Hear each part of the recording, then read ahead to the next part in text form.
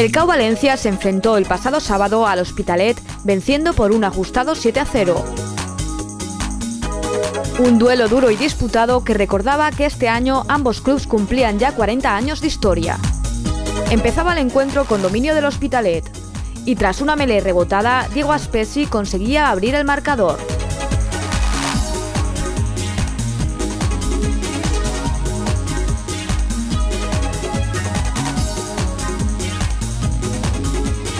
Parecía que se abría la lata del juego por parte de ambos conjuntos, pero las ocasiones no terminaban de materializarse y ambos equipos se defendían con uñas y dientes en los últimos metros del terreno de juego.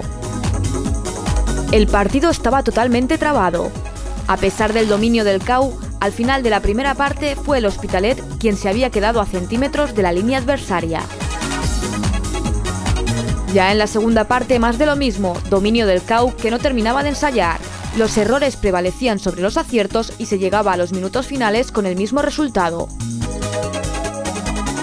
Bueno, ha sido un partido muy igualado porque el resultado así lo marca. Hemos tenido la suerte de en los primeros 20 minutos marcar un ensayo en una jugada un poco afortunada y luego yo creo que el partido se ha desarrollado un poco como ellos pretendían. Fue un partido bastante duro, complicado, con muchas faltas y nada, tuvimos la suerte que al principio en una jugada afortunada, una patada rastra salió bien y gracias a eso ganamos, pero un partido bastante complicado.